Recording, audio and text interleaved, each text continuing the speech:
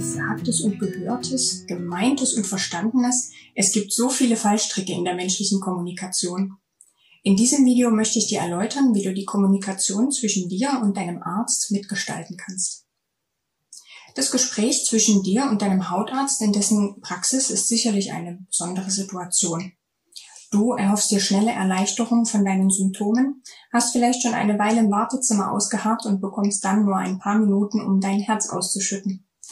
Dein Arzt dir gegenüber hat einen fordernden Beruf, er möchte sich wahrscheinlich mehr Zeit für dich nehmen, hat aber meistens ein volles Wartezimmer. Ihr werdet also fast nie in völlig entspannter Atmosphäre aufeinandertreffen. Atme am besten noch einmal tief ein und aus, bevor du das Sprechzimmer betrittst. Und welcher Typ Mensch sitzt dir jetzt gegenüber? Ja, auch dein Arzt ist ein Mensch. Sitzt da zum Beispiel jemand, der sprachlich eher etwas kurz angebunden ist, eher ein direkter Typ, der dir aber gern schnelle und praktische Hilfe geben möchte? Es kann sein, dass das zu dir als Typ nicht optimal passt oder vielleicht mal nicht passt in der Phase, in der du dich gerade befindest. Wenn du zurzeit zum Beispiel eher niedergeschlagen bist von der Erkrankung oder angespannt vor dem Gespräch, vielleicht rufst du vor dem Arztgespräch noch einen guten Freund oder eine Freundin an, die gerade Zeit hat, dir zuzuhören und etwas Aufbauendes sagt. Dann kannst du dich danach auch leichter auf sachlicher Ebene mit deinem Arzt über die Gesundheit unterhalten. Sitzt da vielleicht eher eine ruhige Ärztin, die selber gar nicht so viel sagt, aber sich geduldig deine Beschwerden anhört? Hier hast du vielleicht eher das Gefühl, dass du dich gern öffnen möchtest, wie es dir insgesamt so geht. Um auch deine praktischen Fragen beantworten zu lassen, kann ich dich nur ermutigen, aktiv nachzufragen, was du wissen möchtest oder wenn du etwas nicht richtig verstanden hast.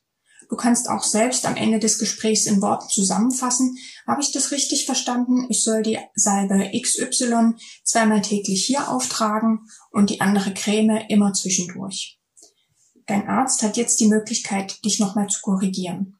Frage aktiv nach, bis du das Gefühl hast, dass du in der Lage bist, die Behandlung selbstständig zu Hause auszuführen.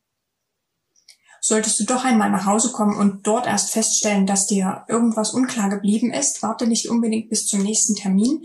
Für kleine Verständnisfragen kannst du auch vielleicht zwischendurch mal zum Telefon greifen und nochmal in der Praxis anrufen. Es ist hilfreich, wenn du dir mit der Zeit einige Fachbegriffe zum Thema Hauterkrankungen einprägst. Du wirst dem Arzt in der Sprechstunde dann besser folgen können und du wirst auch selbst zunehmend besser benennen können, was du eigentlich meinst.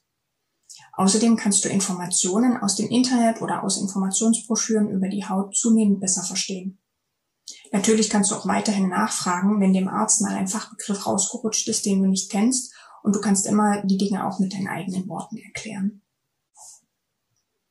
Manchmal hast du vielleicht trotzdem das Gefühl, dass du zu einer geplanten Therapie nicht viel sagen kannst, weil du ja kein Mediziner bist. Das liegt in der Tat in der Natur dieses besonderen Gesprächs, dass hier nun mal der Arzt der Experte ist und viel Erfahrung hat und derjenige bleibt, der die Therapievorschläge macht. Bleibe trotzdem interessiert an deiner Behandlung, indem du mitdenkst und dich informierst über das, was dir vorgeschlagen wurde. So kannst du weiterhin mitentscheiden, mitreden und wirst auch weniger überrascht sein, wenn der Arzt vielleicht mal eine Änderung der laufenden Therapie vorschlagen muss, weil zum Beispiel deine Haut auf eine andere Art reagiert hat als ursprünglich erwartet. Hast du Bedenken oder Zweifel, weil du beispielsweise eine Nebenwirkung befürchtest, äußere das dann deutlich und direkt im Gespräch. Vielleicht kann dir dein Arzt die Sorge nehmen, indem er dir noch mehr Informationen gibt, oder er kann dir eine Alternative anbieten. Bedenke, dass dann auch die Alternative Risiken und Nebenwirkungen haben kann, die du abwägen solltest. Wenn du den gleichen Arzt mehrfach konsultierst, habt ihr sozusagen die Möglichkeit, euch kennenzulernen, in dem begrenzten Rahmen, der nötig ist, um die Behandlung der Haut zu besprechen. Wie im Privatleben, als auch im Beruf, ist es manchmal eine Frage des Ausprobierens. Wie kann man gut miteinander reden? Wenn du also mal ein Arztgespräch als nicht ganz optimal erlebt hast, musst du nicht gleich darüber nachdenken, die Praxis zu wechseln.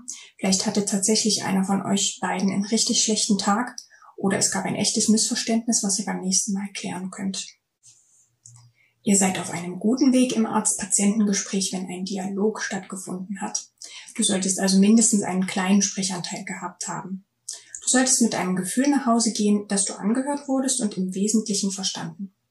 Außerdem solltest du eine Handlungsempfehlung mitbekommen haben, etwas zu tun oder auch nicht zu tun, etwas beizubehalten, und du solltest diese verstanden haben.